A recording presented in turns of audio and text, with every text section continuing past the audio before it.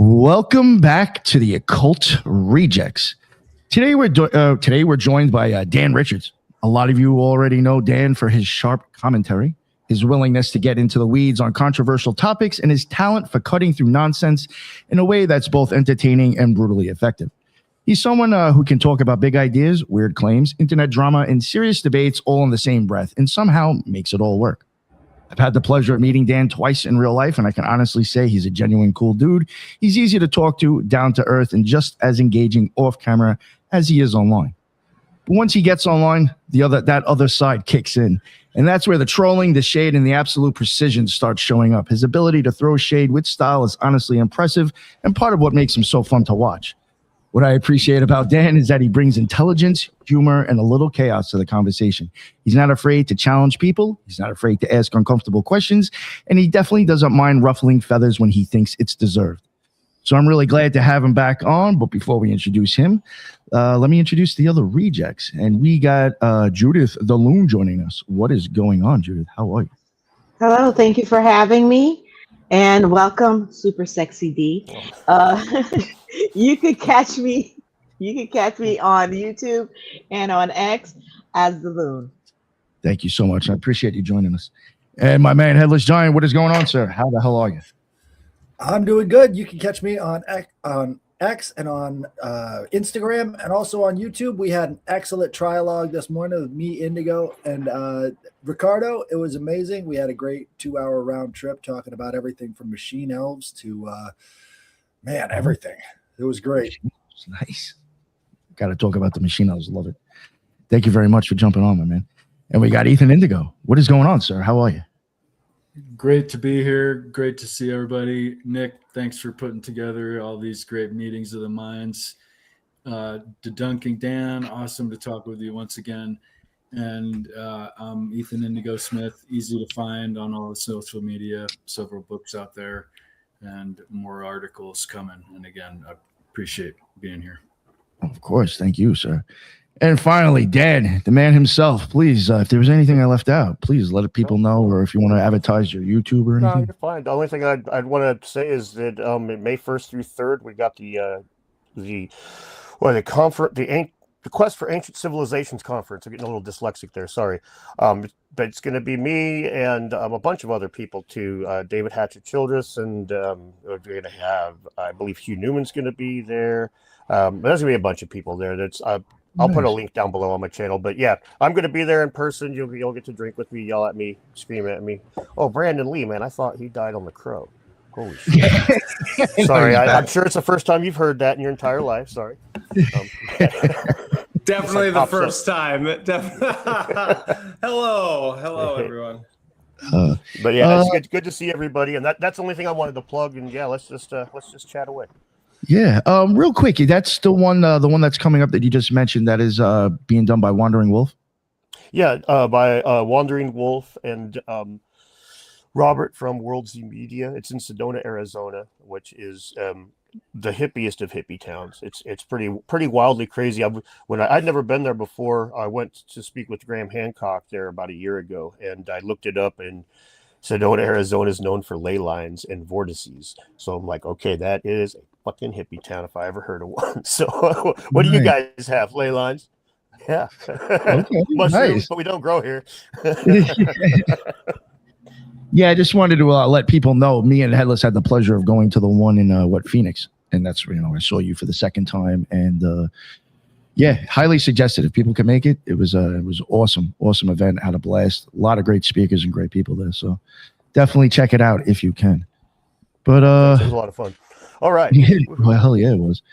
So I guess I don't know what I know I wanted to talk to you about the second Sphinx, but I know there's also other things that you've been kind of going on about. Sphinx is fine. It's interesting. Yeah. So what is your thoughts on all of that? Well, I've always thought there's a second Sphinx. We'll start with that's funny. It's even no matter what your opinions are on it, it seems like alternate history people, almost all of us are like, there's probably a second Sphinx somewhere. You see it in all the stelas and everything, and then you have all this dualistic shit in Egyptian literature and whatnot. So it's funny that we have this search going on from our perspective, but you don't really say play on it. You don't really say you don't really see academics looking for the second Sphinx every now and again. But in this case, in this case, we have how do you put it? I personally still have the opinion that the second Sphinx is in the sky. I think it's Leo. But the SAR scan stuff, you know, I'm assuming everybody here knows it's proprietary. The software that they use to scan under the pyramids and to scan under Hawara and to scan for the second Sphinx, this is proprietary stuff. The scan data comes from the satellite. They access this data and then run it through the software. Without other people having the ability to use the software to verify it, it's, you know, it does have the trust me, bro thing attached to it. Yeah, I just one thing I wanted to ask you real quick. Sorry absolutely. to interrupt. No, you're fine. I'll babble all day. Sorry. So go. No, cut me please. off quick. Now the people who are dealing with this second Sphinx, is that also the Italian doctors that found the stuff under the pyramids? Yes, that's the same technology and the same people. Yeah. Okay, Filippo right. Bionde was, I'm pretty sure it was Filippo that was on Matt Bell's podcast. Big plug to Matt Bell from Limitless. He's a stud and a half, and that's where he was interviewing Filippo, and that's where it took off. That's the news. The media grabbed onto that, and hopefully Matt got some follows out of the deal, because he don't need the money from ad revenue, so he just does his own thing on YouTube. So I do, you know, I have a lot of respect for Matt. I'll just really quickly. He's as far as rich dudes go, he's as cool as you're gonna find. He's as down to earth as you're gonna find. He'll quickly admit that he's like, I don't know, I didn't grow up in that kind of environment. He'll ask questions. He doesn't get all like, what do I care? I can buy your house. He's none of that kind of attitude from him whatsoever, and he's very humble and a lot nicer of a guy than I could ever hope to be. Oh yeah, I met him at Cosmic Summit. I thought he was a really nice guy. Yeah, he's great. I actually didn't know he was loaded, and figured he probably wasn't by the way he acted. Yeah. He owns Bell Industries, which is it's not a publicly traded company, but it's like Ross basically. It's a closed, and they're like 30 states. He's got thousands and thousands of employees. Let's like put it that way, thousands and thousands of employees. He's hundreds of stores, right? He's during COVID, he was able, because he's like Chick-fil-A. He can just do his own thing. He doesn't have shareholders to deal with. During COVID, he was buying up competitors' shit when they would close down, and they'd auction it off. He's like, I'm the only guy there to bid. Take it.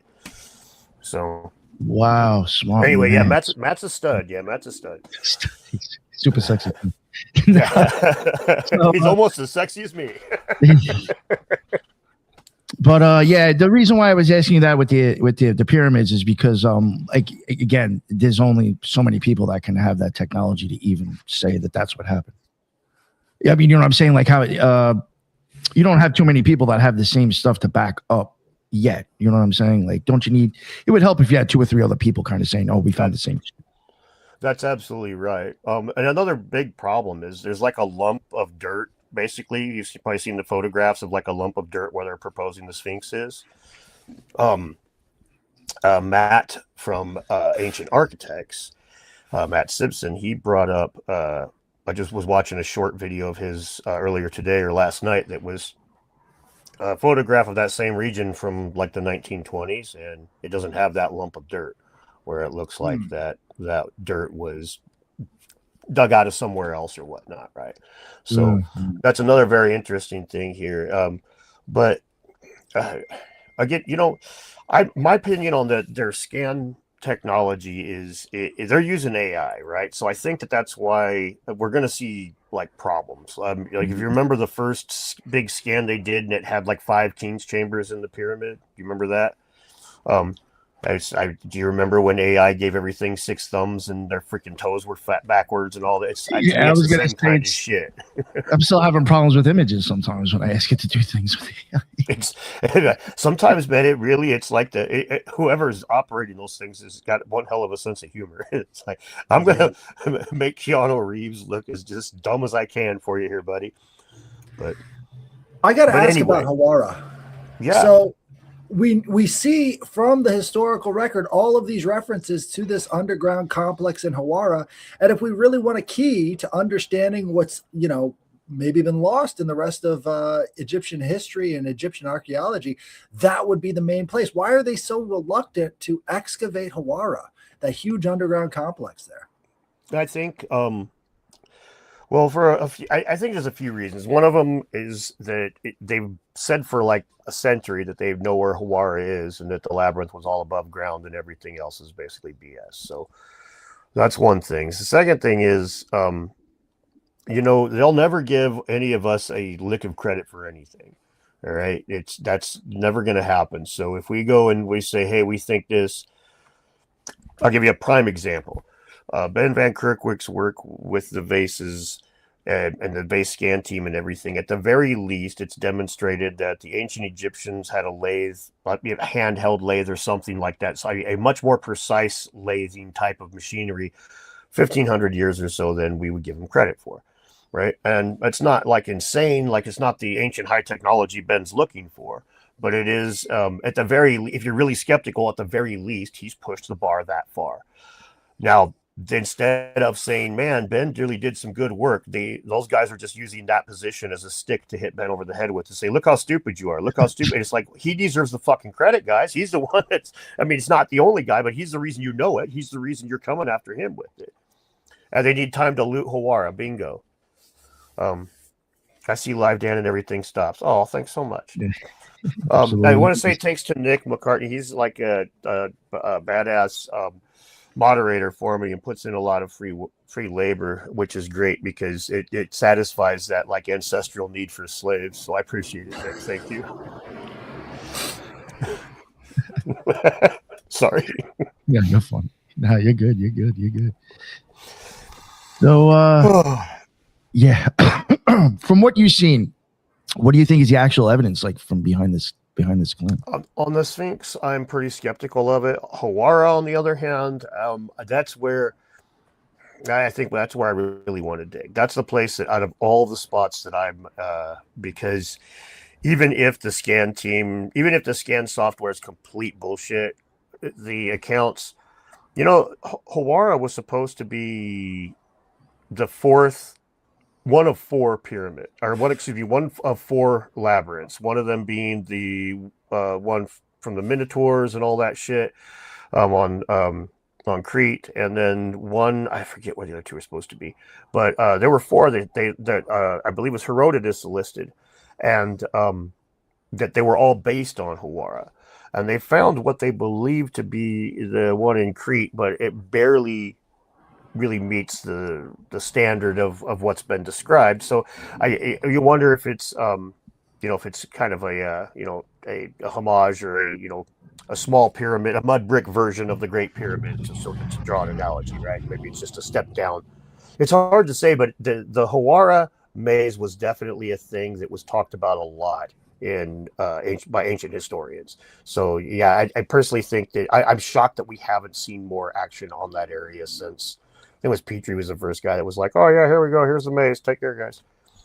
2015, we're missing all this stuff. It's like, guys, it's right there. Herodotus talked about it, Pythagoras went there, Plato went there. All of these major figures in classical history were coming out of that place as this college of mystics, and we're just ignoring it for some reason. They do that so much.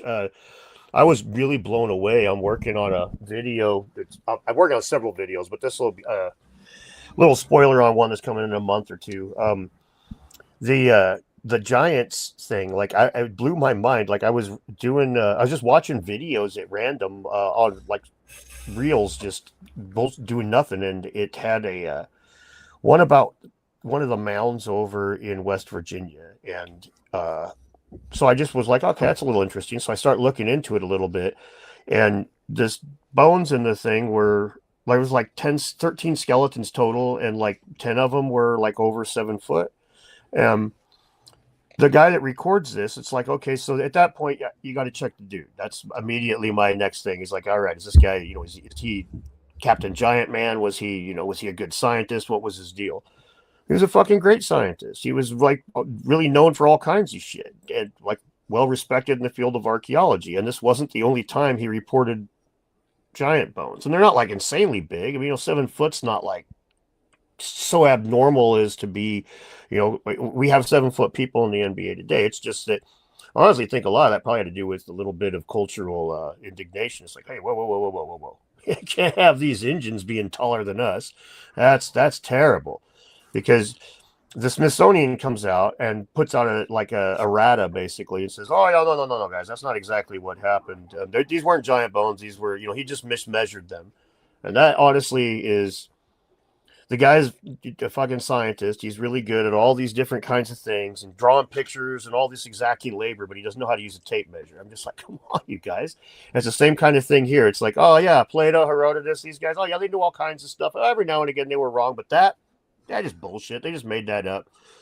It's like, come on, guys. Not to kind of kill this and go back to where we were before, but there was another question I wanted to ask you. Yeah. You did mention the Sphinx are in this. You think they're in the sky? Yeah, I think that Leo is the second Sphinx that when they referenced. Oh, go ahead. Sorry. No, I was going to say anything like, what's like the reasoning? Like, is there anything else besides that makes you think that, or? Well, the sky ground dualism kind of thing, and you see multiple images of dualistic things in ancient Egypt, and one of them quite often is the Sphinx, and I think that's why a lot of people are looking for a second Sphinx. I mean, even on the stela, the dream stela right in front of it, it's got 2 Sphinxes back to back, right, like facing opposite directions. I can see that. I could see that. 6, 7. Sorry. No, fuck. We're gonna do numbers now. Yeah. Because the pyramids. I mean, I could see how maybe other things that they built might match stars or constellations. Oh yeah, it's there's actually. Now, this is one of the funny things too. There's a lot of people that are really skeptical of the Orion-Giza correlation, and the reason is because of the 10,500 BC data. That's going to put so many people off every time.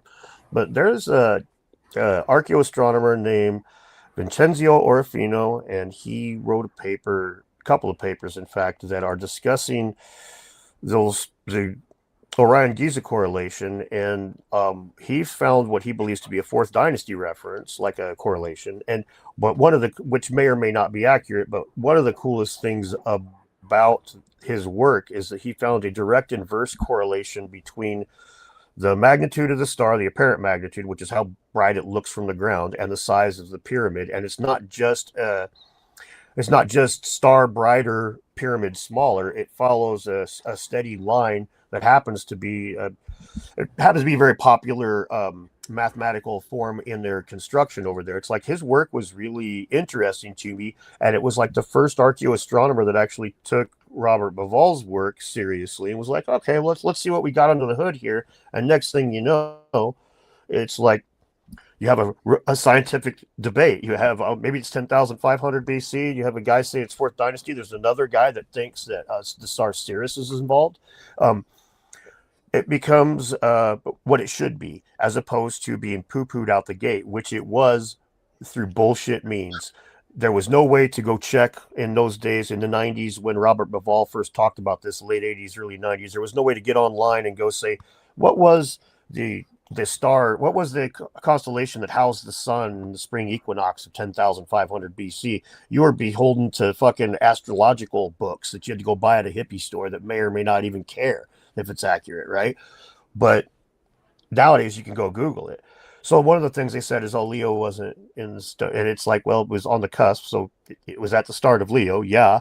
And the other one that they say is that it's backwards. It's backwards. It's 180 degrees backwards, except for, imagine that there's something drawn on this. There's 2 ways you can lay it down, okay? So it's like if I draw 3 dots on my hand and lay it down this way or lay it down this way, they're going to be 180 degrees off from each other. And if it's emulating the sky, it really is going to depend on the convention. So for them to say, oh, it's backwards, it's like it's a fucking 180 degrees backwards because you chose the wrong convention deliberately So the debunkers were lying about this 3 decades ago, right out the gate. They fucking lied about it.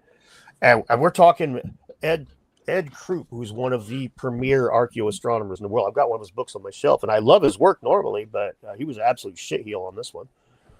Do you think there's a lot of mind fuckery? Like people actually sit there and like really spend time to like come give an answer to fuck up shit like that? I think that there's a degree of that. You have you have social engineering is always a thing, right? And some people take jobs to, like, teaching's a great example of a parallel. Some people take jobs to educate the next generation. Other people take jobs to indoctrinate the next generation. So some people are writing papers with the intention of adding scientific data, and then there's guys like John Hoops, who is just out there basically to poo-poo all over the opposition. That being the people that are the most likely to buy their books, watch their fucking YouTube videos, et cetera, et cetera, et cetera. It's like these guys, why is our funding drawing up? Gee, I don't know, man. I don't know. It's crazy. It's like standing there at McDonald's and telling everybody that beef is stupid. Why are you eating cows? And then wondering why they don't come back. It's fucking crazy. Like, now just for, I guess, for shits and giggles, let's say somehow they do actually say like there's something underneath there. What do you think that would change? Do you think that would change Egyptian history, the way we look at it? I think if they found a second Sphinx, it would absolutely change Egyptian history. I mean, that's the whole thing. They are so hell bent on keeping this timeline intact, and I don't understand that part at all. They really are. I don't understand it. They are so hell bent on keeping this timeline intact that they massage data with the Bayesian modeling, that they do whatever they can to not have anything moved at all. And I understand that, like, it's been kind of the gold standard, like the Egyptian chronology that's based mostly on written records, but also on a handful of other things, has been, mostly like, you take written records and form it through stars and all kinds of, it's a complicated thing, but it's generally known as the written records. And this is to differentiate it from the times when carbon dating became the big part that informs things. Normally, they use carbon dating to refine dates. It's because it's a fucking hard science. But in the case of Giza, it's like, 250 years, 300 years off. Fuck, man, that's rough. If we eliminate the later dates, and then we start with the ones, and we favor the ones that are closest to the ends of construction, and then we eliminate all the dates that don't correspond to known pharaohs. Hey, look at that. The carbon dating fucking lines right up with the written records. It's like, okay, cool. We can do that with freaking creation science, man. We can do that with the Bible. We can do that with any fucking book you want. We can sit down, play around, move shit around, and eventually end up with data that supports our position. And some people will go down that road. That's one thing. I mean, maybe I'm wrong, but I think maybe you'd probably even notice. Probably not saying it in the best way, but I feel like a lot of things get discredited because it doesn't fit our timeline of how this all happened. Absolutely. It's like that's always the reason. That's so many reasons why. And it's just like, can we just say maybe it's wrong? Like, what the fuck's the problem with that? Right. Yeah. Hey, I got something. It seems like there's a massive problem with it because it doesn't co-align with the functionalist, mechanistic, Cartesian world that we live in. And so, it's one of those things that if you don't add in the esoteric alchemical understanding of the signs and symbols that the Egyptians were using, kind of like what Dan was talking, what he's talking about was like the second Sphinx seems more likely to be an astrological significance more than that there's another Sphinx underneath it somewhere buried deep underground, which is can be debunked because of it's a proprietary software that's finding it, and so if we can go deep into the initiatory understanding of the mythological and the symbolic of what the Egyptians were actually doing with their mystery traditions, I think that's a really important understanding of how our world through time is evolving with consciousness interacting with these things, since the Egyptians really understood that and their understanding of what death means, which is completely different than what our understanding of death is today, which is really important. It's a real good point. Yeah, I think if half the time that they spend on archaeology over there was also put into esotericism or the occult, they'd actually figure out more shit. Yeah. Sorry, go ahead. No, you're fine, Brandon. Go ahead. Well, no, I get really excited about this because it's like that is I think once we can see it from there, our vision becomes not so myopic and it starts to expand itself, and our awareness of what is possible then can be broadened, and how we view the horizon of understanding of what Egyptology even is can be understood a lot better. Then we can actually look at these things differently from a different perspective, and then we're going to get different answers. It's very similar to like the climate nonsense that's going on. It's like, well, if we could add in the solar minimums and maximums into these things and the cyclical nature of how the planet changes, and then all of a sudden we get a lot different things, and then we're not talking about cows farting, we're actually talking about, you know, like how the earth changes through time and our place as humans within it all. That's it. No, I think as far as the esotericism and stuff goes, it gets really difficult because it gets so attached to it's attached to religious and spiritual thinking, and you get into the realm of faith. And the problem with faith is the same thing that it's a problem when you're having discussions about alternate theories, like we're talking about the Sphinx, for example. If somebody comes in here and they're hell-bent that they know for certain what's up with the second Sphinx and that's it, period, end of story, it's kind of hard to have a meaningful conversation with them.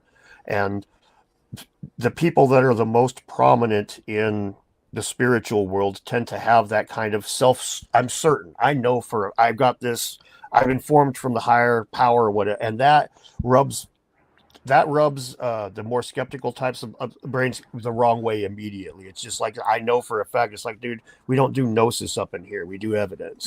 And so, so there's a big difference in thinking, and then that lends itself to that same whole to the mind fuckery again, where now they paint you all as conspiracy theorists, and they're not going to show you as like having a discussion about different, the cabal or any of these more complicated actual ideas that have some esoteric lineage. Instead, they're going to show a bunch of people skinny dipping at Bimini or fucking hanging out in the pyramid meditating and and then they're going to laugh at it, right? They're going to put it in the most humorous light possible. So we end up with a spot where unfortunately, the vast majority of this stuff, that stuff just doesn't get treated even remotely as viable or as reasonable. And I mean, it is hard to be empirical or to be data driven when it comes to that sort of thing. But I always circle back to Carl Sagan, man, because that dude was fucking brilliant when it came to that stuff. You watch the movie Contact or read the book, and most people have seen the movie and not read the book. But when Jodie Foster at the end, she goes through the little ball and sees her dad and talks to the alien out in space and all that shit. And it was just a few seconds of her, has split second of her falling. And the only evidence is the, grainy, staticky footage that goes on and on and on, which could well just be a computer glitch of some sort of technological bug. Basically, she has a trust me, bro. And all of that evidence-driven, faith-based shit at the end of the day, you don't like my personal experience, you don't believe me, hop in the fucking ball and go yourself, or don't. It's up to you, man. I love the fact that Sagan realized that we are...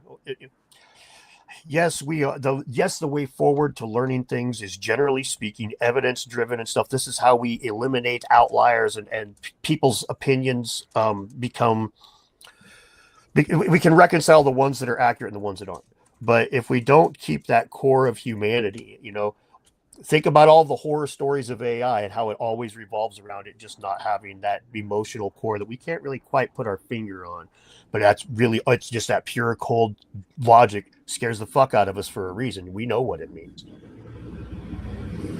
I've even noticed, I think, with yourself, from the first time I met you, you seem to even be more open, I think, to the esoteric being looked at with some of this stuff. Oh yeah, as I've done more and more research and seen how a lot of these things get lumped in together, like I'm having a hard time remembering the guy's name. He did a lot of work on the 2012 Mayan prophecy thing. John Major Jenkins, just call me John Major Jenkins, and he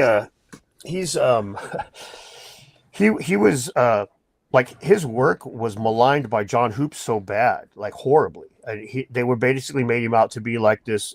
He was predicting the end of the world based on the 2012 calendar thing, right? This is doomsday. And that's not what he said. He was talking about a change in like this esoteric spiritual thing that he personally believed was true. But the fact, I mean, it doesn't matter if you believe it's true or not. Like if the Mayans believed it's true, that's the research that you're doing, which goes into the research of esotericism. I mean, I've said this one a bunch. It's like when people are like, "Oh, these guys just run around eating mushrooms," and you look at these things and try to interpret stuff. It's like, we know for a fact the guys that designed these fucking edifices were high as fuck on mushrooms. So how are you going to interpret it without them, buddy? What fucking lens are you going to use? It's going to put you in that same. Where are you going to find the machine elves? Right? It's like, So anyway, it's. I do find that it should be. I do find that hard line gets used too often to just push things out that don't deserve it. Yeah. I also think that the esoteric I think the term itself lends much to be understood as in it's a select few for a reason. And so for something like this to go mainstream, it will never do that because of consciousness of what my understanding actually hides itself for a reason, which is how you find truth and why Heidegger is so important in his understanding of what he was trying to do with ancient philosophy with people like Parmenides and Heraclitus with the terms like what aletheia means, truth. Truth then he's using the term aletheia because it means unconcealedness. You bring something into the clearing and it becomes unconcealed to you. And so it then changes paradigms as an individual, which is why only a select few are able to go through these things. And so it's really fascinating to me when the conversation is shut down, when first off, it needs to be understood that we can have an exoteric conversation of what we think the empirical evidence shows, but then amongst ourselves on chats like this or in our own little mystery schools in the darkness of our own homes, it's really important that we then can talk about the symbols and what the actual underpinning of the philosophical understanding of the Egyptians at that time and what the Osirian mysteries actually meant, or what Akhenaten was trying to do when he changed things into a monotheistic culture through time. It's a fascinating thing. I think we forget esoteric means select few, I guess is my main point. And that's a point to be understood, especially because I do follow the Gnostic Informant a lot, and I think he's such a fascinating character because he himself forgets what gnosis means, and gnosis isn't for the masses. Gnosis is for a select few who choose to dare to will to know and to remain silent in their actions. But you know what I think though too, besides like a select few, I think if let's say I'm somewhat right on my experience, and if that's what's needed for a magical experience, nobody's going to fucking go for that anyway. Well, explain more, Nick. I'll go for an NDE, sure. Right. Or like I'll flatliners. I'll do flatliners. Nobody would fucking do that. Yeah. So I mean, just think not everybody's gonna get it anyway. Yeah. It's very self-selective.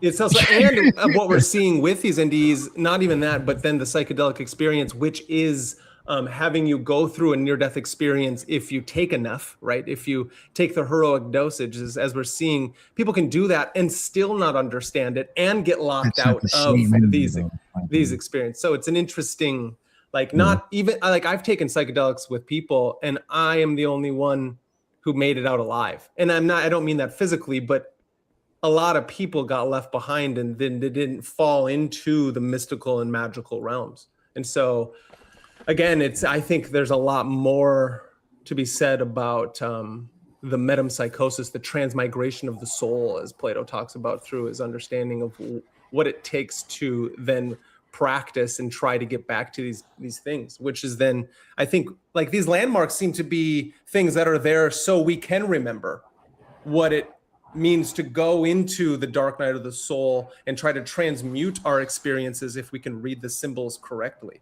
And so I don't know. I think it's a fascinating topic, and I think it's only an infinite regression of a conversation if we're trying to continually see things through an only empirical, concrete lens. That's myself. No, we definitely need things outside of empiricism. So sorry, go ahead. No, I was just going to say one more thing before I was going to turn it back to you, Dan. I was going to say, and if I could be wrong, but I do think like a lot of Egyptian stuff, even like hieroglyphics, are depicting death, isn't it? Oh, for sure. Maybe. Oh no, it is for sure. But then, Nick, it's about what does death mean? And yeah, well, I was thinking before when you said if we understood that death better through their eyes, I think that would make a huge difference. That's what I'm trying to get at here. Yeah, I like that. And I agree. And that's why things like Thoth and like Hermes, the thrice great. Well, why is he thrice great? Because he was born and he died and then was reborn again. And then, and so it's like my understanding of what is going on in, like, say, the Great Pyramid and these different things is that you're simulating death either physically or psychologically and spiritually. And so it's not to die actually of this meat suit, but it's to make sure that you go through a psychological death rebirth and then you can lift yourself into a higher state of consciousness and and sacrifice your old self for the new self, this new priest king, that Thoth type of ideal person. That's how I see it, at least. I mean, yeah, and see, because if you die of the physical body, you have to redo it, type of thing. And so not everybody can make the NDE back into the body and then continue to use this. I'd rather not be reborn as a baby. I like my body, so I want to continue.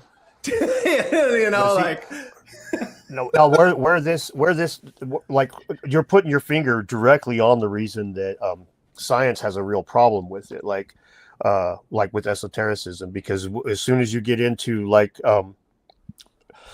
how do you put, like, this inherent belief in the soul, right? Inherent belief in some form of more than us to meet. I mean, most scientists are going to reject that on a fundamental level, right? They're going to say that our brain is the seat of a consciousness. And so with that in mind, it becomes really difficult.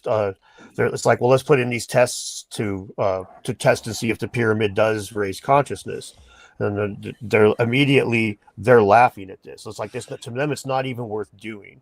And so we end up in this spot where, and then the people that are interested in it, by and large, aren't going to follow the scientific process. And this is like psychology; it's going to be self-reported, right? And we have problems with self-reporting. Like, I doubt the people that visited that island told their shrinks that they have this thing for kids, but this is, the fucking, so the numbers weren't right? So, that's good. So, self-reporting is problematic, but at the same time, there's more to the human condition than just simply, being logical beings. Again, it's horrible if you think about that, just being purely logical and stuff. So it is, to me, it's worth looking into these things from other angles and other perspectives, but, I guess the best way of putting it is that quote from what's that dude that wrote all that Call of Cthulhu shit? H.P. Lovecraft. Yeah, H.P. Lovecraft. He's got that quote that says, "I don't need to believe in Santa Claus to know that people exchange gifts on December 25th."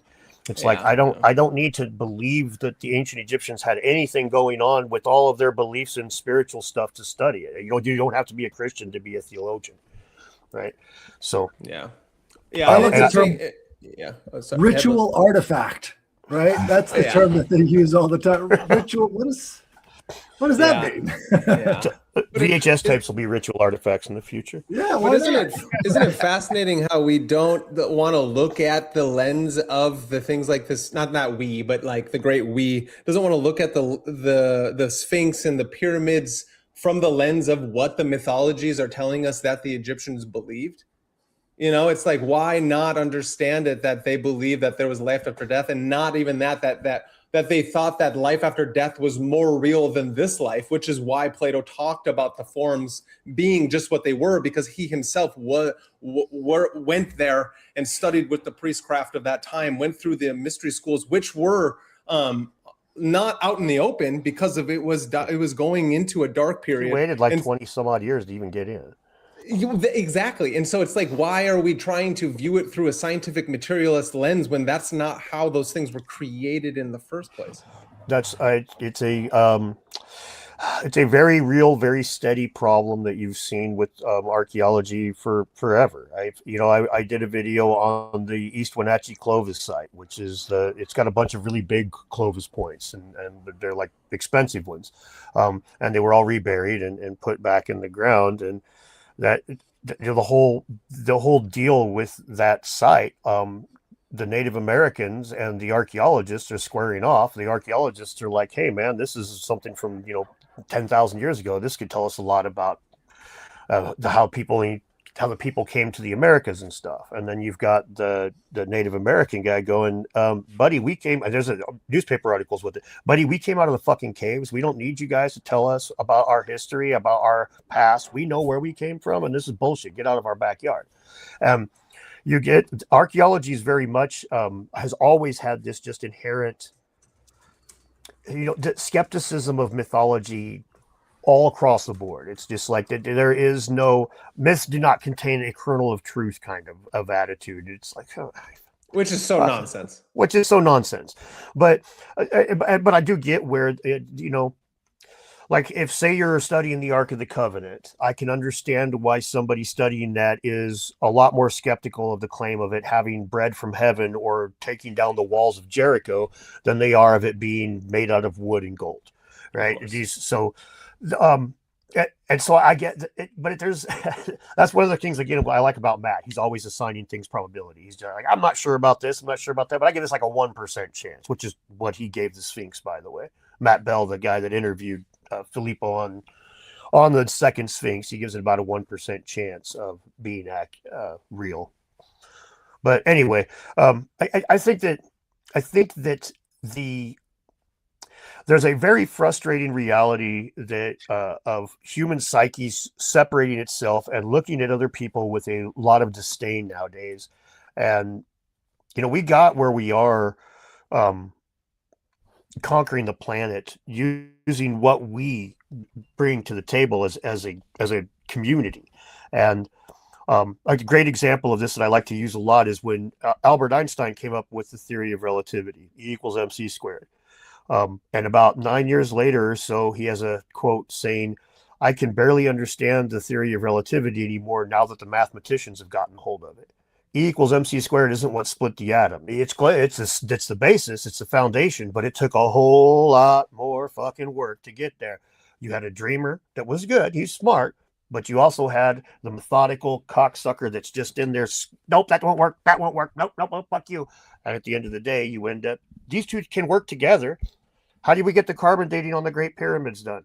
The Edgar Cayce Foundation that wanted to see a 10,000-year-old thing, hired a couple of Egyptologists, fucking Zahi Hawass and Mark Lenner, the two biggest skeptics on the planet, right? They married together, and at the end of the day, we got new data. Ta-da! Now, they pissed all over it afterwards, but again, that goes back to this, just give them an inch, we'll take a mile kind of mentality that's taken over discourse ever since social media became a thing. Well, here's a different angle. What if, back to the whole idea of esotericism, what if these symbols do represent a type of power structure?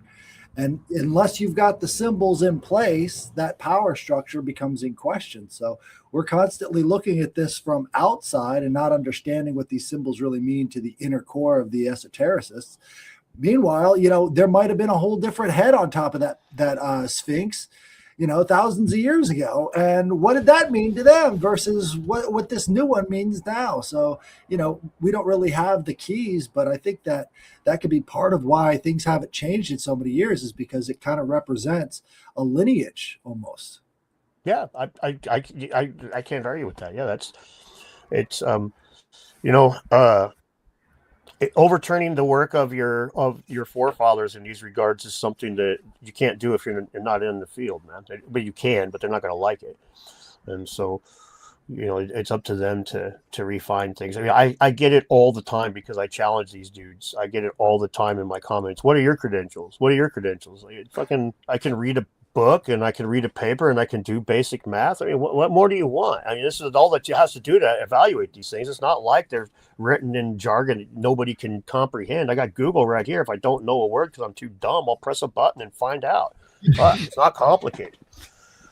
But they don't want you to. It's honestly so. One of the funniest things about social media is it really has pulled back the veil on science, not science itself so much as the scientists, but it shows that the body's got a problem because the individual cells are often corrupt, and it depends on the field of study. But archaeology, I mean, archaeology started out because a bunch of dudes that collected artifacts wanted a way to catalog them. It's like if they were collecting a bunch of video games, they want to know which one came out first and which variants went where. And so they start doing all their research. And that's where archaeology came from. They wanted to know which vase went where on the timeline, who made what. And that's the origins. And even 100 years ago, they were running around looting the shit out of Native American stuff to no end. And it's actually done, like, in some ways, cultural damage. That, I mean, it's the kind of thing that always happens, but for it to happen at the hands of the people that are claiming to be safeguarding it is ridiculous. Like the Kachina dolls, for example, are a Navajo thing where they make those, and the old ones were very esoteric. They were symbolic. They represented specific gods. They were used for specific purposes. But then all these white dudes start buying them up and like, oh, these poor noble savages. Oh my God. And next thing you know, it's fucking Kachina dolls look like a Warhammer 40,000 miniature, but just scaled up. They're all painted and detailed and all this. They're made to go on a white dude's shelf and ain't got fuck all to do with the original purpose anymore. And that, again, this happens all the time, but these were the goddamn archaeologists doing it, the anthropologists, the people whose job it is to safeguard it. So this is so frustratingly... They are trying so hard to represent themselves as a science and to portray themselves as a legit field of study because they know what they really are is a bunch of fucking collectors and that are just trying to. We have historians. Historians aren't so stupid as to try to call themselves scientists. They both use artifacts. They both cite carbon dating and all kinds of different science. Historians are not dumbasses and they don't say, "Oh, we're scientists," because they know better. Fucking archaeologist just puts on a sombrero or a fucking fedora. It's like, oh yeah, scientist. It's bullshit. They LARP and they know it and they hate it. They're well aware of it. Deep-seated insecurity. You project, right? If this is why the racism thing comes up all the time. They're like, oh, this guy from 1880 was racist and he was a white supremacist. It's like, yeah, like all the dudes in 1880 were fucking white supremacists. I don't know what to tell you. What were the archaeologists doing in 1880? Or you can look at what they're up to today. You've got NAGPRA violations all over the place. It's like these guys are supposed to have repatriated bones 35 years ago and they still got them. Dartmouth University, they got in trouble a few years ago for using Native American bones as teaching aids in class. Ones that were supposed to not even be in their hands anymore. And they're not just like got them on a shelf somewhere. Some dude's like, hey, check out the actual fuck. So tell me how terrible we are. Because some dude 100 years ago said some shit. It's like, dude, this is that proverbial thing Jesus said about you take the damn telephone pole out your eye and then come take the speck out of mine. But clean your own fucking house, bud. Yeah, I just quoted Jesus and said fuck at the same time. Sorry. That's all right. Sure, it's done all the time on this show. Hey, I want to say thanks to Nick for gifting out a bunch of channel memberships. You stud. Thank you. Yeah, I saw that. Very nice one. What was that spot that Headless you brought up before? The stuff on the Hawara. Yeah. Hawara. Yeah. Yeah, so you got the bent pyramid, right? And then in front of that, supposedly, is this massive underground labyrinth complex. And, you know, it played a huge role in ancient classical history. And I guess they found some sort of scans that showed that there was an underground complex there, and they're not excavating. I heard that it was specifically because it was flooded out because of the dam. But I don't know if that's true or not. But you know, even if it was, you could pump that water out and still find out all these keys to the ancient world. But, you know, it wasn't just the Hawara underground complex that had a death penalty associated with revealing the secrets there. It was also the Eleusinian mystery schools. So we're talking about unearthing stuff from ancient Western history that comes along with, you know, death if you reveal it. So there could be a lot of that sort of same power dynamic surviving in the West. And, you know, it could be at these conferences too. Who knows? Yeah. The in Cusco, the labyrinth that they just found, they've known about this for over 100 years. They shit on a scientist about 20 years ago, a scientist, because he was attached to the Catholic Church, and he was coming in saying, hey, there's a labyrinth under there, and we found it with this ground penetrating radar. They told him he was crazy. Brian Forrester's got videos of it from 10 years ago. You could go 50 years ago and hire a guide for $2, and he'd run you around under the place, right? This was well documented by Garcilaso de la Vega. I'm sure I pronounced that name perfectly. He was the Spanish Inca guy. He was like a descendant of an Incan royalty mom and a Spanish conquistador father. And so his accounts are the best that we have from that time. And he describes the tunnels as like so scary that people tie a rope to go in, and they're frightening. Well, it takes 100 years after, 500 years from then before we finally find them. And then, 20 years after one scientist is screaming, here they are, mainstream academia is like, okay, yeah, right, here they are. I mean, maybe I'm skeptical, or maybe I'm just cynical, but there ain't no fucking way. They were just stealing shit out of there. They were looting it. They were taking every goddamn thing that ain't nailed down, anything that might be interesting, run metal detectors through there, the whole 9 yards, and then they're like, okay, yeah, open to the public. We got every shred of everything. Knock yourselves out. Check out this cool tunnel. Let's get some more money. Yeah. I mean, those cover-ups, like with Paracas, the skulls down there, Rockefeller bought 4 of them in the 30s, paid $40,000. He displayed them in the Met. He displayed them in the National History Museum in New York City. And he repatriated them, apparently, to Peru later on. And, well, the Peruvian government, they don't know which ones they are. They just, we just jumble fuck those in with the rest of the skulls. Who knows?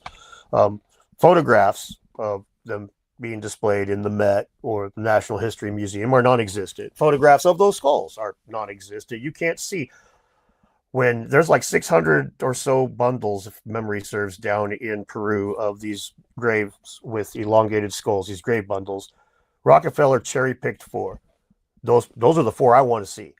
Those are the 4 I can't see. And they're trying to, the idea that they were jumbled back in with the rest is bullshit. I think what happened was they never left New York City. They probably just ended up in other collectors' hands. Like, Rockefeller's like, we're going to repatriate these. Instead of just like, send them. Or maybe Rockefeller just fucking kept them and pretended that one way or another, there's some fuckery going on. And this happens so often with just anything that's interesting or cool, that when it really gets to the point where you're like, I wonder what's going on with that. Sorry, can't look a second time, buddy. Nothing to see here. Even the cocaine mummies, they won't let anybody access them a second time. It's like this. So you end up with the skeptics going, well, if they won't let us look a second time, God damn it, everything. Very true. And it's gone. It's that old meme. But it seems like any supernatural object gets treated with supernatural irresponsibility. It's like, how could you be that stupid? Well, maybe that was the point. Exactly.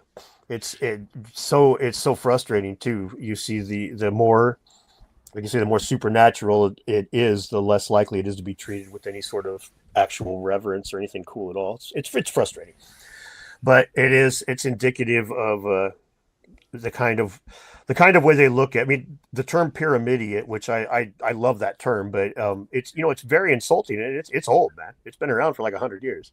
They've been calling people pyramidiot a very long time. So they don't. Again, we got those. To go back to the Einstein metaphor, we got our dreamers and our skeptics are no longer holding hands and seeing kumbaya in any meaningful sense at all. And so this is humanity basically cutting its brain in half. It's like, well, fucking let the artists do their thing and let the skeptics do theirs. And it's like, well, that's not how we conquered this planet, is it? That's not how we got man on the moon, is it? We had some dreamers like, fucking, it would be cool if we put some dumbass up on that rock. And then he gets skeptics like, fuck me. Really? This is what I got to figure out now? Okay.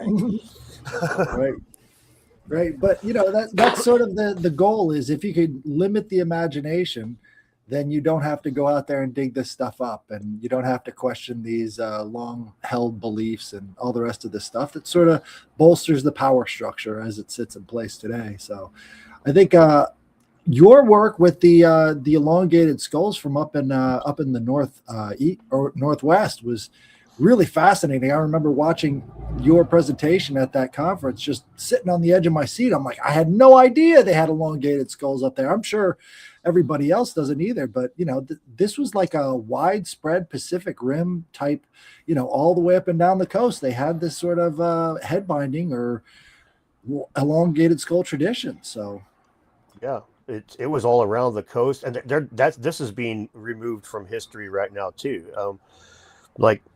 I think I've got them on a computer. I pull them up. They have they straight up have deleted a lot of these the map side of these things. On the maps, they are deleting the things as we speak. Basically, it's happening in real time, and it's really frustrating because sorry, I'm trying to find this at the same time. It's like if you look for maybe I don't have it on my desktop. Sorry. If you here's one. Yes. Okay. This right here is a more modern one. This is a map of the distribution of artificial cranial deformation, and this was done. That map right there was done in like 2016, and as you can see, okay, the people into the Americas is that red line. All those orange spots are places where artificial cranial deformation is a thing, right? And this map is like way less detailed than the one from 1936 or so. So much less detail. And this happens like Hawaii, for example, on that one's been removed, where Hawaii is well known. I mean, if you could Google it right now and it'll tell you that Hawaii is one of the places that you'll find elongated skulls from. Yeah, I don't have the other one on my desktop right now. Sorry. The Niue is another one where if you look at the island of Niue, it's considered you look it on Google and it'll say, oh no, there is no elongated skulls that have ever been on the island of Niue. But then if you start doing some reading and stuff, you'll find out that not only were there elongated skulls there was one that was 96% as wide as it is tall, which, I mean, that's some Stewie Griffith looking shit right there, if you think about it. And no pictures of it available, no pictures at all. But yeah, I'm pretty sure I've got, it's insane. It's like, it's insane just how, yeah. Okay. Here we got, the island of Niue, where it says that we do. This is a skull at 90 CI of 96.3 is the percentage, basically 96% as wide as it is tall. And if you go and look through, go on Gemini and look on there, well, you'll find that there is no artificially modified souls coming from Niue. And if you take it, and the reason is it's not crawling that page, but if you take a screenshot of that page and then put it on your phone, and your fucking phone's all crawl it just fine. The maps are being reduced. The amount of people, the places where it's happened is being reduced.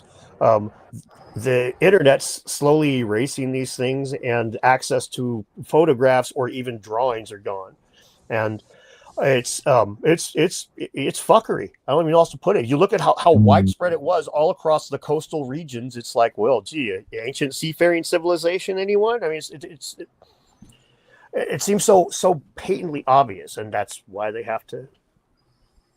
And I don't know why they care. I really don't know why they care that much about some ancient skulls, but they sure as fuck do. Yeah, what do you think it is with obviously something with location if it's always on the coast, right? I think it was. I mean it's they were in contact. I mean, that would be the first thing, right? They Something is. bump around the coast. I mean, if you bump around the coast of the world, it's not going to be that hard to circumnavigate the globe. Besides fighting with people along the way, if you stay on the coasts, you do all right for the most part. That's a good point. I mean, it's how they think the Americas. If you've ever heard of the Kelp Highway hypothesis.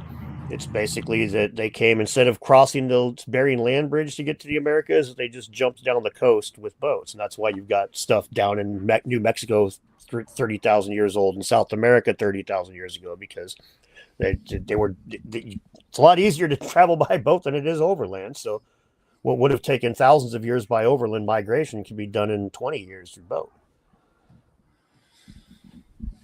Absolutely. Yeah. Anything else with the elongated skulls that you wanted to talk about? Yeah, there's the amount of structures that you see alongside of them is quite often compelling. It's telling. It's like you see these megalithic architecture quite often, not always, but quite often in places where they are. And then you get up to the Americas, and you don't see those megaliths. But there's rumors, man. You talk to the old timers around here, and they tell you stories that their dads told them and stuff. And there's all kinds of goofy things that I'm going to go check it out. Like one area for sure. There's 3 areas that I want to have access to next time I go. One of them is an area where it looks like there was an old structure and stuff. Local paintings and stuff show this structure, and then a Google satellite image shows that there's a square left there. So we're going to go check that out. There's also supposedly a bunch of ancient tunnels under the town of Longview. So some of that, it might just be people confusing, infrastructure and bomb shelters. Who knows? So, but I've got potentially got access to those. So. And then the one other thing that I'm going to check out next time I'm over there, which I'm so skeptical of, but we'll see if it pans out. Somebody's claiming that they know where Mel's Hole is. If any of you guys have ever heard of Mel's Hole. So every time anybody ever goes to look for it, they always come back and say, fucking, I don't know, man. I don't think it's real. So I'm going to go take a look. We'll see if this is just, somebody wants to get on my channel for 15 minutes, and then I'll have to dig a hole to shove them in if that's the case. But it's not. Hey, I created. What's your name? It's fucking Mel now, because that's Mel's Hole. But yeah, we'll see. And the megalithic stuff, the markings, like you guys probably know the candelabra of the Andes, that big ground.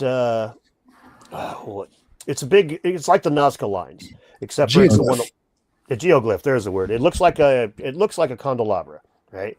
Kind of like a burning stick, and it's huge, and it's visible from about 12 miles out to sea, and it's like 5 miles from where those skulls were all located in Paracas. So if you assume that there was connection between this culture, that like I showed you on the map, where they could have been jumping all over the place, that candelabra is a pretty good, old school kind of lighthouse. Hey guys, park your weird skulled asses over here, and we'll trade, right?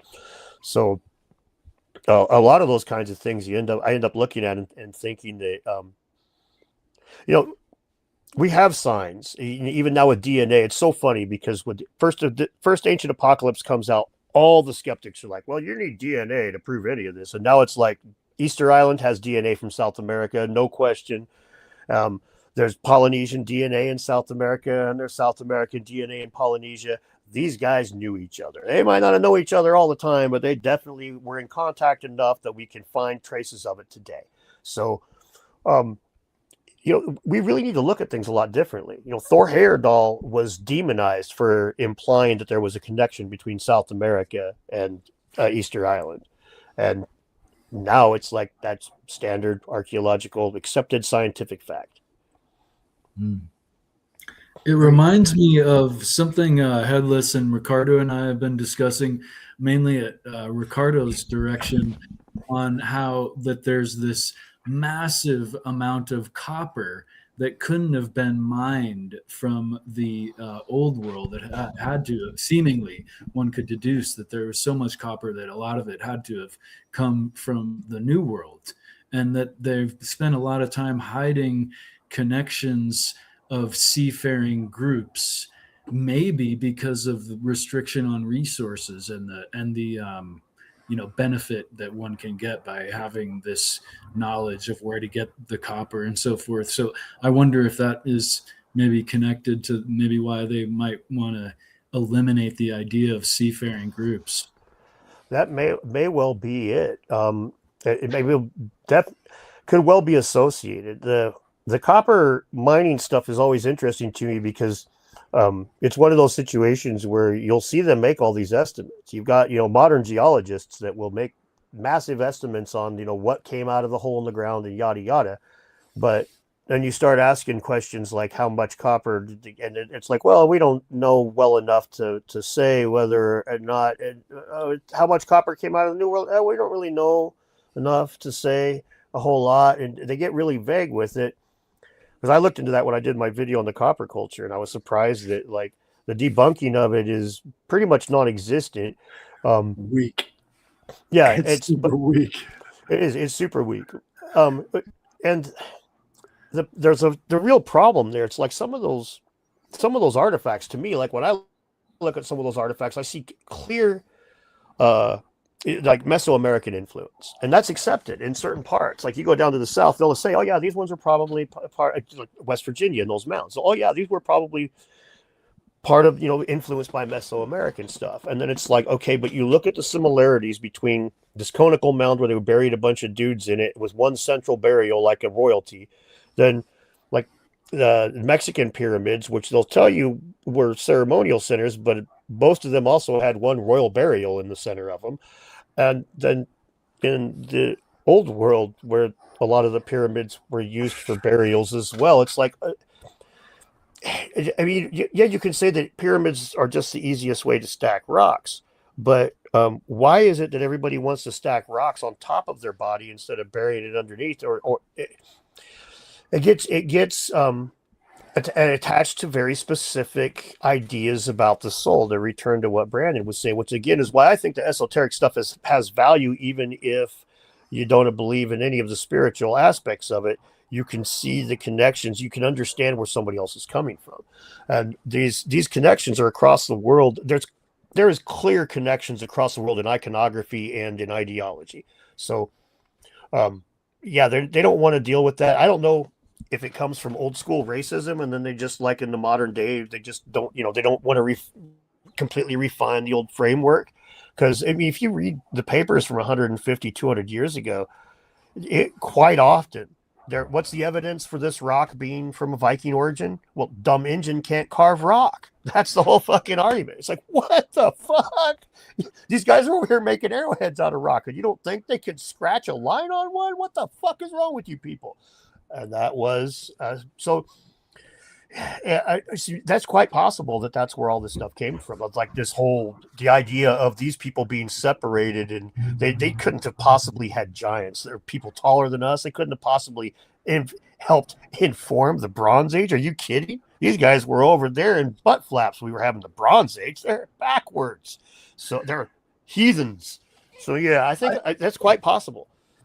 I think if you look at the formation of the country and you look at how obsessed the founding fathers were with mounds, digging them up, finding artifacts within them, and then what do we find? A farmer dug one up and it's got this certificate of ownership in the middle of this mound. So, if you look at the Scythians and their burial grounds, that was their holy site. That was their holy property.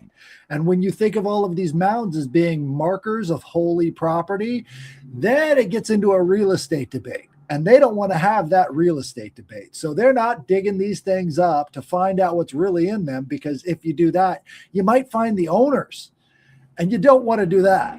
So, they're not going to be passing on this land to anybody else. That's for sure.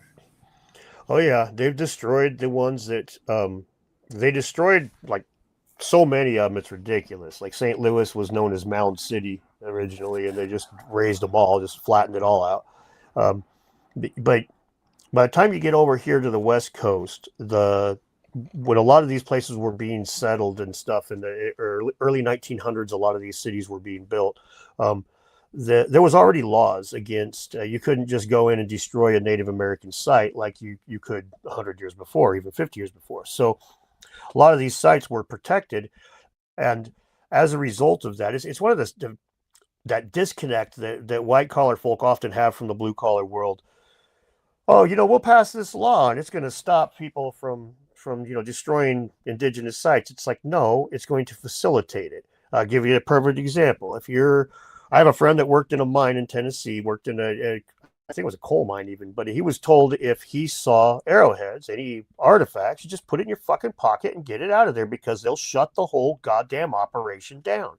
So same kind of thing here. It's like there's areas where there's one spot that Native Americans had about 3,000 elongated skull burials on it when Lewis and Clark came through.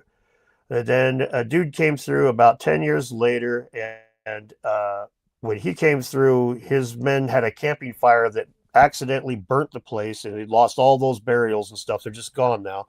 And then a gravel company slowly mined that thing away, and everybody was trying to buy it from them. They wouldn't sell. Oh, we got this quality basalt here, and there's basalt all over the region. It's fallen off the hills, but they raised it all the way to the ground, and you can't even still go stand where that thing was now.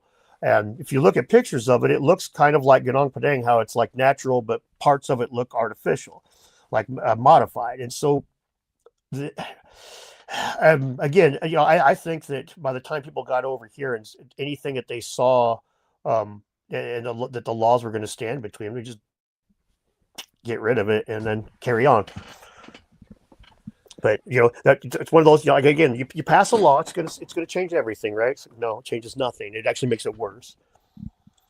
Yeah, to add on to kind of what you guys were just saying about how they come in and they shut shit down when they find things like the arrowheads and things like that. I'm not going to tell you where I'm at, but what's nearby me is an area where they've dug a bunch of shit up, and they have found not only tons of old arrowheads, but they've also found old bison that are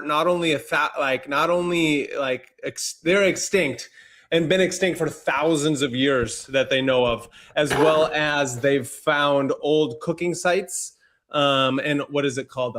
Old hearths. One of them is from 1,500 years ago, and the other one is from 3,000 years ago that they've dated that back to. And the Army Rangers, the whatever it is, the military, they come in and they took all that shit and they just left, and they didn't bring it up to anybody in my area. And the reason I know about it is because I know how to make people talk. And so it's one of those fascinating things to hear it said. And I'm all like, they're like, don't tell anybody. And so I'm like, I'm not telling anybody right now. But it's one of those fascinating things that it's like, they'll just come in and just take it. And it's not even like a community can talk about these things to be all like, hey, we think that you're taking this from like farmland and different lands. Like, why? The whole community should know that now you've found bison that are extinct in our area, as well as arrowheads and old hearths, not just one, but two that are not just hundreds of years old, but thousands of years old. And then nobody knows about it. So like, that's a small area that I live in. Extrapolate that to the fucking world. And now we understand that there's so much hidden shit that they're just taking and locking away. To do what with? I don't, I have my own conspiracy theories on what they're doing with these things and why. But it's just, I'm just adding to the conversation about, I completely agree. And it's like arrowheads are one thing, but like hearths and extinct bison that no one's talking about, it makes me irate. And not only that, but then you can go into, I've talked to these people that are around this area that are working on this area, but add the skinwalker ideas to this thing, that people are seeing skinwalkers. And this isn't just like white man sees skinwalker afraid. It's actual indigenous people around here who are working on these sites who are like, no, they don't get out of their fucking cars and their pickups. They actually will only speak through their telephones because they've seen shit in these areas that they're unwilling to now get out of their vehicles at night in certain areas because of insert skinwalker here. And so it's, the world is far stranger than anybody ever wants to understand. Oh yeah, and here in the States, if they find something that they want to cover up in the States, it's gotten a lot harder than it used to be because of the ubiquity of phones and stuff. But traditionally here in the States, the U.S. Army Corps of Engineers or something, they come in and secret whatever it was away, according to the reports. But That's it. overseas. Yeah, nice. Yeah, The Army of Engineers. You're right. You're right. Yeah, You're right. Corps of Engineers. Yep. But you go overseas to most of the places, or even here on the South America, most of the places where the cool shit are so fucking poor. I mean, if you look at what they bought the Dead Sea Scrolls for, it's like basically cheaper than you could have bought a nuke for at the end of the Cold War, man. I mean, it was nothing, like nothing. And it's the same thing with Sir Flinders Petrie. He was buying so many artifacts that he started limiting himself to like 30 scarabs a year, because he was buying, his first year was like 1,300 or something like that. He just was, people were just bringing him artifact. As soon as those dudes started showing up with money, and you got this poor third world country and a bunch of first world rich motherfuckers, they start throwing that money around, and every single person that knew any place that any of these artifacts might have been started looking, digging. And so Providence, Schmovidence, that's fucking toast. So they just sold the stuff. And again, archaeologists are a bunch of fucking antiquitarians. That's really what they are. And but yeah, so anyway, the secret stuff, always easy to, you know where the Baghdad battery is right now, right? Yeah, me neither. It was stolen in 2003 when the U.S. Army comes in and kicks the shit out of Iraq. Yeah. There was I mean, the rumor is a bunch of alphabet boys went into the museum. It was just like, that's this, and this. But who knows? It very well could have been anybody. I mean, it doesn't even have to be a top-down thing. All it would have had to have been was one rich dude say, hey, I want the Baghdad battery, and steal some other shit too, so nobody knows exactly why. But just steal some. You take all that. I'll give you $100,000. No problem. In a lot of Someone ways, I in think the circle. I was going to say, in a lot of ways, the blue collar communities and these poorer communities don't realize how not standing up for these antiquities and actually getting their, transparency that they deserve leads to a lot more land management issues. Because once they can start getting away with just spiriting things away in the middle of the night, they're going to come for your land as well. They're going to do that to you guys as well. It's not just limited to the things you find in the ground. It's also the ground itself. And we're seeing massive pressures being put on rural communities based off of that reality. You nailed it, Headless. That's exactly attached to what I just talked about in my area. They are doing that exact thing to a lot of old families that have lived on their rural farms for a very long time. And because of certain groups of individuals and families that have more money in the area want that land to do this thing, now all of a sudden it's like, oh, no, we're actually going to buy that from you because you know what? You don't own it, because that deed of title is not actually applicable to actually owning this area, and we can take it whenever we want. And these families have gotten kicked out of their land just because of wanting to do whatever it is that they want to do in that area, and then get federal grants because of it's going to make things better, whatever that means. Right. Hell, that's how that trees ended up on Gobekli Tepe. Was the guy they were taking, the government's like, we're going to buy your land, and he's like, oh shit. Well, you know what? They pay X dollars per acre for desert. You know how much they pay per acre for an orchard? More. Plant some trees. Seriously, that's exactly how it went down. And then they have to turn around and root all the trees out. So, yeah, man, it's a lot of times these things have such like people a lot of times look at these really overarching influence things and stuff on it. And I understand why, but a lot of times the impact can be just like right in your face on a basic level. Like when I was in Scottsdale in December, we were one of the questions when I was on the panel with a bunch of guys from Ancient Aliens and stuff and a bunch of cooler people than me. And the question is, why do you think that they haven't looked into that hidden chamber in the Great Pyramid? Why hasn't that been excavated yet? And the answers that are coming before me was things like, the government has already looted all the stuff out of there. They've already got the technology that there was to be taken, yada, yada. And by the time it gets to me, I point out that Zahi Hawass said that, that no matter what bad is happening in Egypt to those New Age people, they will come. He's talking about Arab Spring and the loss of tourism revenue and how the Pyramidists just didn't give a fuck. They just kept showing up anyway. If you say, like, worst case scenario potentially to him is if they open up that chamber and they find a body of a pharaoh in there. Now all those Atlantis bros are not going to show up anymore in his mind. right? And so it's this goose that laid the golden egg scenario. This thing right now is making my country all kinds, fucking almost 10% of their GDP when things are going well. So yeah, you don't want to. Why threaten that goose? Just let it keep laying eggs. Just let it keep laying eggs. Strategic ambiguity. It's the best Bingo. selling point in the world. It works. Oh man, sorry, I got my eyelash or something got in my eye. Now I'm crying about stuff like I'm Flint Dibble after the debate.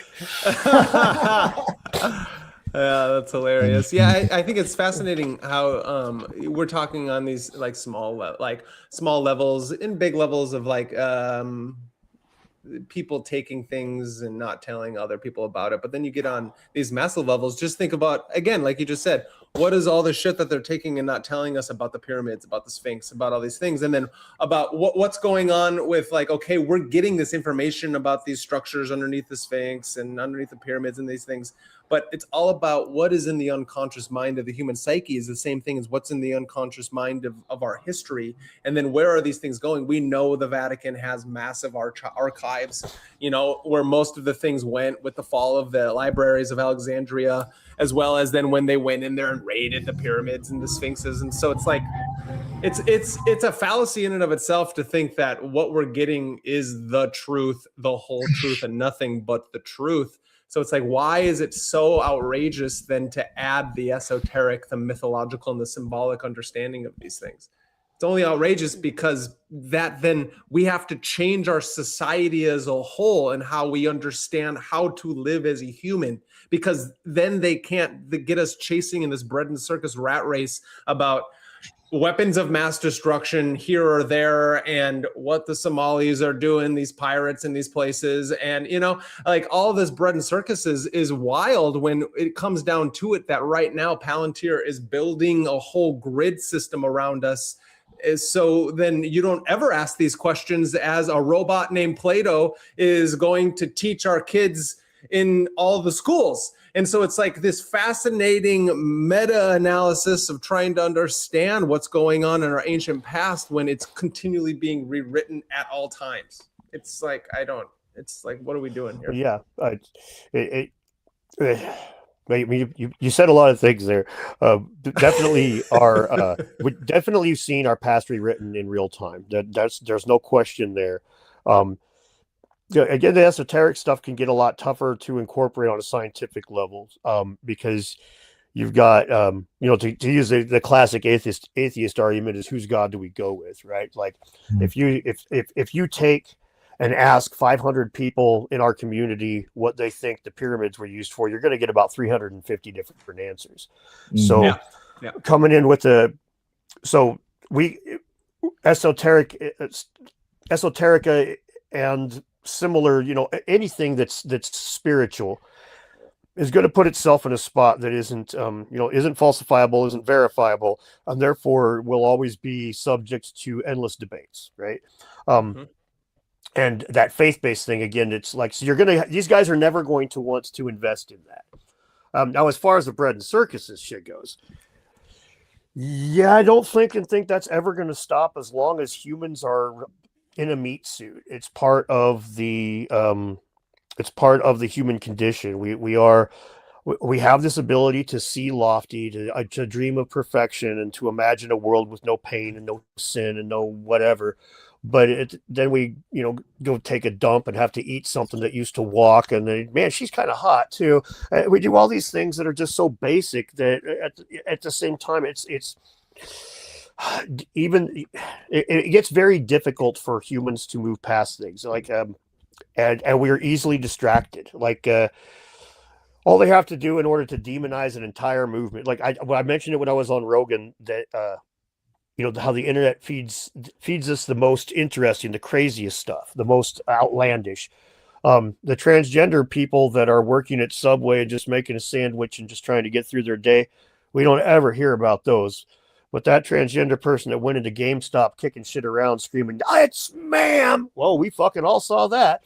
Yeah. And so this is a real easy, it's easy psyop shit, and it's never, ever, ever going to stop. I mean, as long as magicians can play sleight of hand games, as long as that fucking 3-card Monty works, this kind of shit's going to be a problem. And even more so because social media has made us fucking socially so thick, and so it's this or it's that.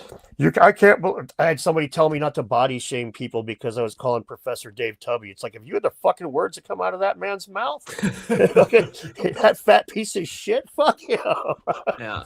I'll call him way worse than that. But don't body shame. It's like, man, one size fits all rules. Great. Yeah. And it goes down to myself is what I'm constantly trying to push. My propaganda that I'm trying to push is become your own magician. And that's the only way to counteract the sorcery of the dark ones. And I think that's exactly then what is being hidden by the academic institution and the scientific materialist is that we are our own magician, king, lover, warriors. And I think the big psyop of this no kings nonsense that's going on, which I then also agree that the fucking global techno parasitic class are just that. They're trying to raise themselves up as the higher Anunnaki bloodline families. But the idea is that if instead of no kings, how about everyone become your own fucking king? Everyone become your own queen. Exactly, Judith. It's like, I don't understand this nonsense. I want to figure out who's running the Hermeticist website, because they're putting Aleister Crowley's image with an image of no king. And of all fucking people who's telling us to become kings, it's Aleister fucking Crowley. And so if this guy's watching right now, I hope he hears me and he can come at me whenever he wants, because that's fucking nonsense. And you're changing history again and making people believe that some fucking nonsensical movement, which is being produced by the Walmart woman and these other oligarchical technocrats are trying to push us somewhere. It's like, what the fuck is going on? And so, sorry, I've been thinking about this a lot. So this has nothing to do with you, Dan. I can tell. But I'm going to be doing a live stream about it soon. It's like if we all become warrior magician kings, then nobody can rule over us, and then we're all stars. That's like, I don't understand it. That's what the Egyptians of the world are trying to teach, and that's what we're all trying to become pharaohs. It's even part of the Yadhe Vadhe formula, the king and the queen. Thank you. Exactly. And that's why it's esoteric, and that's why it's like they try to admonish us and they make the occult bad. It's nonsense, because the occult just means hidden, and this shit is hidden for a reason, because it's put in the hands of the dark sorcerers and they don't want anyone else to know about it, because if you know about it, and then you can't be controlled. But when it comes to sorcery and magic and that sort of stuff, there's one of my. You guys recently see that fruit fly thing where they scanned the fruit fly's brain and they dumped it into the physics engine? Okay, wild. So that gets into the whole thing of, is this all just a simulation? Are we all living in a simulation like this fruit fly? And so here's my question. Here's my little weird idea. Is if this is a simulation, it's been going on forever. Maybe magic was just a shitty, like maybe there was just some shitty patches that needed to be made. And if you like wiggled your finger in the right direction, jumped up and down, you could clip through the wall and fucking end the speed run of your video game quicker. And so they've patched it over the years. We still have all these people telling us you got to do this stuff, but you just keep running into the wall now when you try. I could be wrong about that, but I mean, I don't know. That fruit fly looked like he was fucking living a pretty good life, man. Running around that Nintendo 64 world. Those elongated skulls make very interesting resonant chambers. And I think that's not something that science is ready to deal with. But, maybe they were using them as tools in some sort of way. And they did have these things tuned to certain frequencies. So what are we actually looking at when they're elongating a baby's skull? That could be that's their position in life. That's sort of how they determined these things back then. So you're born into it. That is an interesting that you mentioned that, because like one of the episodes that I have coming out where I get like more into like the whole residence inside some of these like, massive structures. There was even stuff like academic stuff where it even talked about like some of these places, the vibration literally will affect like your skull and your bones. And like, what if there was like a certain key that your head had to be in to actually pick up that signal? I mean, who knows? I'm just going with crazy shit. But I mean, No. again, the resonance would be different on someone's fucking head like that than ours. And Yeah. technically, everybody's got a different resonance for their own skull. Mm. So, how does that affect thought? Oh yeah, that's it's an interesting thing that the Native Americans and all over the islands, pretty much almost everywhere, they believed that modifying your skull was like a good thing. It made you smarter. It made you more in tune with the gods. Something. It was a good thing. It was done for positive reasons. But we can't test these sort of things today, which is kind of bullshit. We should just clone some people and squish their skulls until we're happy with what we got. They got no fucking rights anyway if they're clones. We can bend their feet while we're at it and see how that works, dude.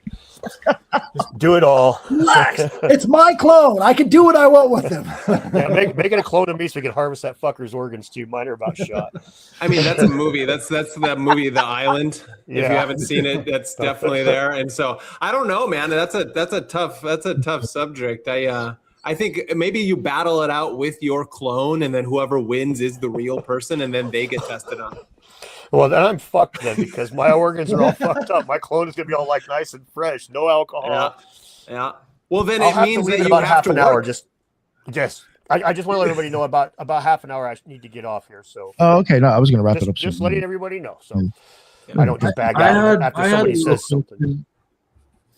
I was wondering if you looked into the, for lack of a better term, the extraterrestrial alien mummies. And Oh, the what you tridactyl think. ones? A little The bit. tridactyls. I'm sorry? Yes, the tridactyls and so on. Yeah. Yeah. Oh, they're interesting to me. It's the problem with Peru again. We know that they got a lot of corruption with the elongated skulls and stuff already, and they're not letting many people put their fingers on these. It's just kind of keeping them in house and generating revenue. So I end up being pretty skeptical of those sorts of things. It's a very I would like to see something like that be real, but those do not look real to me. They look fake, and you can't access them unless you're one of the cool kids is a serious problem. That always bothers me, unfortunately, because if aliens have visited Earth and we have mummies of them and stuff, they would quite certainly be the kind of thing that would be very valuable and well preserved and stuffed in some rich dude's closet or whatever. And it's also the kind of thing that some smoke and mirrors bullshit like this would make it a whole lot easier to move around, to hide, to talk about and stuff, because nobody, it's that sleight of hand shit again, right? You convince everybody that you're stupid, and then all of a sudden when you do something the least bit intelligent, they're like, well, goddamn, that guy's a genius. Like, no, you just thought I was stupid. Same kind of thing. So I'm pretty skeptical of anything that comes out of Peru that they don't. And it's not because I hate Peru. It's just I've researched their archaeology a lot, and man, oh man. It fucking, you go down there with $50 and you're going to get some artifacts, buddy. Pillars of the Past. I mean, he goes through all of these sites that are completely undocumented, finds these huge caches full of bodies that have already been looted and all these other things. And it's just like he's just live streaming it out to the world, showing everybody how poor the condition of all this stuff is down there. It's like, yeah, it's like the Wild West. Of course, you can come up with mummies of any sort. And then you have to wonder if it's like, he's in trouble right now, right? I didn't hear about that. Oh, yeah, he got accused of, Raul got accused of doing some bad stuff. And multiple women accused him. And so I don't know, is it true, or is it to silence this guy that's going and putting his dick skinners where they don't belong? So it's this kind of stuff gets really tough. The fact of the matter is, this is one of the reasons I scream about transparency. I should mention, I talked my friend Timmy. Hey Tim, sorry, I don't have the chat scrolling on the screen, so I have to keep another tab open to go look. I apologize. He wanted to know if I was going to talk about the stuff in Turkey, because I've been making a big stink about this portcullis. They call them a porthole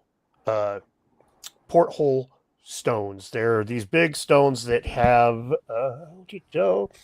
I will have it on my thing already. There are these big stones that have there's doors in them, right? So this thing here was dug up in 2010, and they reburied it shortly thereafterwards. They wrapped it in some plastic, and then they sifted the dirt, but they reburied it. I came after Lee Claire on Twitter about this a couple nights ago and asking him, hey man, why the fuck are you guys doing this? This is bad optics. Ultimately, this is bad optics. This is a really cool looking artifact. You guys bury it. You've had shit stolen from Göbekli Tepe before. It was stolen out of the ground. Just bad optics. And he told me I was stupid, basically. And so I ended up lighting him up like a Christmas tree because, well, like Nick said at the beginning, you fucking deserve it, buddy. I got a shotgun here. I will use it. And I splattered him all over the place for a minute. But the reality of it is it's stupid. So, if you're going to store things like this, you put them in your fucking. What I told him is, if I wanted to store something, I'd ask my sister if I could, use a spot in her garage as opposed to bury it in the fucking ground. But that's just me. At any rate, there's two of things like this. There's another one that's not quite as ornate that's also buried at Göbekli Tepe. This is on the northwestern mound, and then the other one's buried in enclosure B, if memory serves. And I've got a video. I'm in the process of editing it now, Tim, and everybody else, and it should be up tonight or tomorrow. And it's ridiculous, man. It's ridiculous that you can't say that we don't have the room or something to store an artifact like this when the site is generating stupid amounts of money and you're building these big enclosures and whatnot. Pull the fucking thing out of the ground or build a little tarp over it or whatever the hell you need to do. But leaving it in the ground, to me, is a great way to facilitate theft. And considering that we know that this is a problem, especially in poorer nations, and now I told Lee Claire that if it got stolen out of the ground, that I would blame him. But when I was yelling at him, I didn't realize that it was buried under Klaus Schmidt. So I would have to be potentially yelling at Klaus Schmidt, who's no longer with us. But at any rate, burying artifacts in the ground is a great way to facilitate theft. And they're like, oh, but it's under CCTV footage nowadays. And I'm like, yeah, so was Epstein's cell. Didn't do him any fucking good, did it? I ain't buying that shit. Money fixes cameras really quick, or breaks cameras really quick, however you want to look at it. Especially when you got little animal effigies, it looks like right next to it. So, that's like what, 100 grand, 100 grand, 100 grand. You're just counting it up and making all the estimates right there from these pictures. Yeah. The thing that was stolen was the vulture-headed stone that's disappeared around 2010. It was a vulture head. It was like a human head with a vulture head on top of it that came from a statue. Klaus Schmidt was fined it came up to about $9,800 US was what it was at the time. And this is, like 2006, actually, I think it was. So it's a fairly substantial chunk of money, probably like 20 grand or so nowadays, but still nothing compared to what that thing sold for. So that's, that could have been a great cottage industry for him. Now, I'm not saying Klaus did that. The problem is this methodology allows for things to be stolen. When they're in the fucking museums, shit don't disappear unless the U.S. Army or somebody rolls through, right? Then the museums close down. But generally speaking, the days of cat burglars breaking in and using glass cutters to steal the jewels out of the little display case that's relegated to the movies from 50 years ago, man.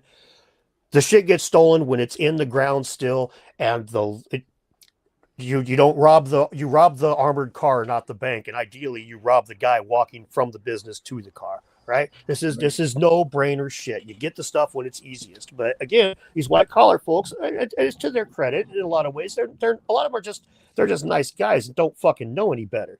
But because of that, the shitheel next to him that does know better can pretend he's ignorant as fuck too and sell this stuff on the black market. So anyway, rant over for a minute. Well, you have? Sorry, real quick. Do you have an idea of what that might be? Yeah, they think it was used for doorways, for enclosures. Like they think maybe you were on top of the enclosures and like you would completely seal the enclosure from the ground and the only way in or out was from the top. Or maybe they were just stood upright and then they were a doorway to like a normal door. But this one's unique in the fact that it's two and it's pretty ornate. So it is the best example that we have found so far. And they're pretty sure it was a ceremonial type of gig on this one. But there is some. Go ahead. To me, it seems like what's missing from all of this is the sacred, because all of this is on somebody else's holy ground. And these archaeologists, they don't view it as holy ground. And these robbers, they don't view it as holy ground. And the people who would consider it holy ground, they're long dead. So this is why we have a problem, is because they don't have that sacred mindset. They're not looking at these objects as being sacred things. It's more of just more artifacts that they can catalog and put up on a shelf or keep in the ground. Yeah. Oh yeah. Yeah. Yeah, it's the stuff they would never say it nowadays, but in the time when NAGPRA was being debated in the United States, it was quite common to see the people opposing it say things like indigenous archaeology is pseudo-archaeology. Straight up. They just fucking straight up. No ifs, ands, or buts about it. If you're doing archaeology from an indigenous perspective, you're not doing real, it's fake. It's not science. So that's the attitude. And now they'll pretend now that that's not the case, but that's the way that they do that is they ostracize people like Elizabeth Weiss, right? If you guys know who she is, she's an anthropologist who is heavily critical of NAGPRA. So they ostracize her, but they still do the exact same things, the exact same methodologies that created all the problems to begin with, where they ignore indigenous accounts.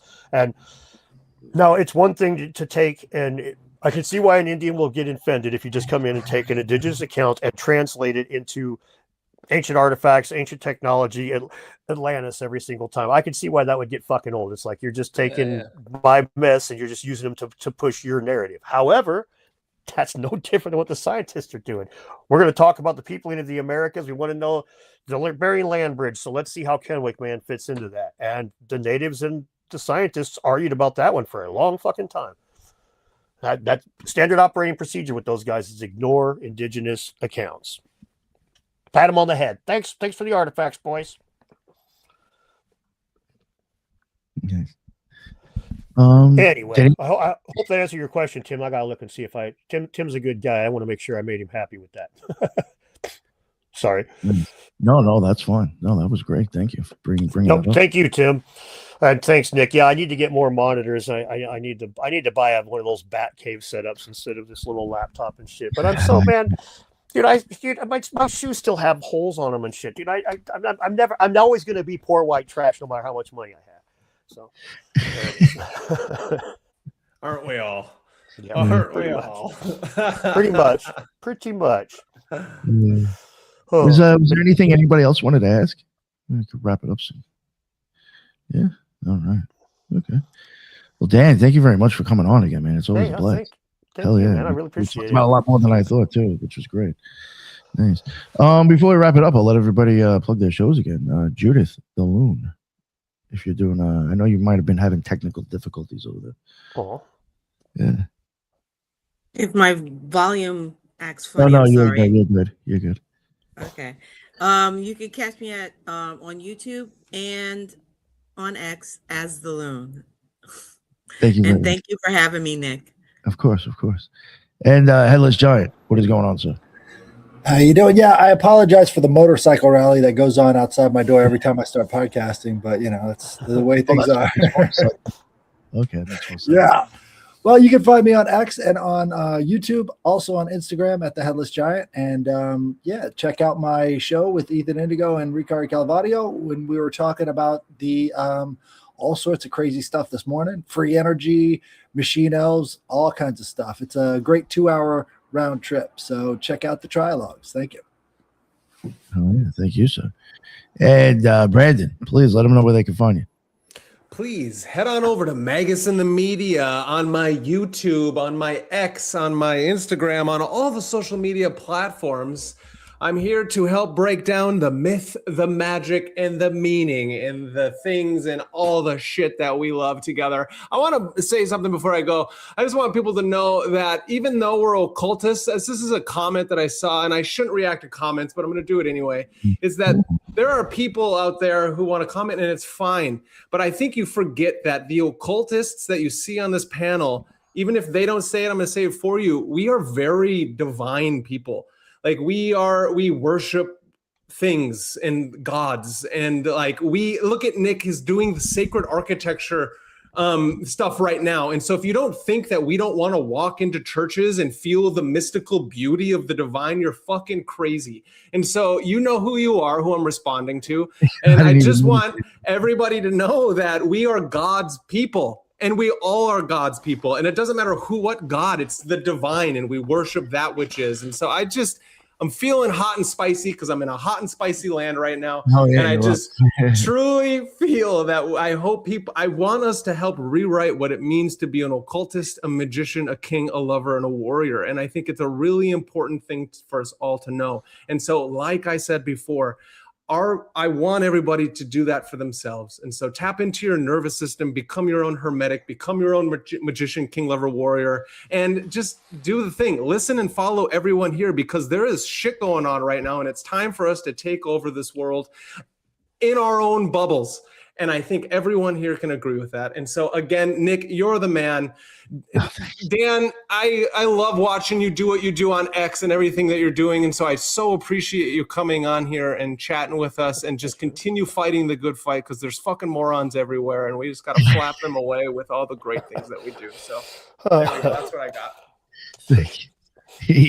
Ethan, what's going on, sir? Well, I'll try not to tear up, and I'll try to add a little on top of that well said presentation, Brandon.